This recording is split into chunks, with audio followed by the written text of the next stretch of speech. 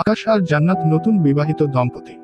একদিন সকালবেলায় আকাশ অফিসের জন্য বেরোতে যাবে, কিন্তু বেরোনোর আগে জান্নাতকে ডেকে বলল, শুনো তো, আমি অফিস থেকে ফিরেই লাঞ্চ করব, তুমি দয়া করে ভাত রান্না করে রেখো। জান্নাত হেসে বলল, ঠিক আছে, তোমার জন্য জমিয়ে ভাত রান্না করব। সারাদিন আকাশ অফিসে থেকে সন্ধ্যা পর্যন্ত কাজ করলো। অফিস থেকে ফিরে এসে ভীষণ ক্ষুধার্ত আকাশ ভাবল, আজ যেন ঠিক মায়ের হাতের রান্না খেতে যাচ্ছে। ঘরে ঢুকে সে টেবিলে এসে দেখল টেবিলে ভাত নেই।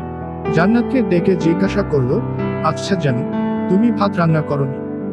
জান্নাত তখন খিলখিল করে হেসে বলল, আর আমি তো ইউটিউবে ভিডিও দেখে ভাত রান্না করছিলাম, কিন্তু রান্নার মাঝপথেই বুঝতে পারলাম ভিডিওটা ফ্রাইড রাইস বানানো ছিল, তাই আমি পুরো ভাতটা ভাজা ভাজা করে ফেলেছি।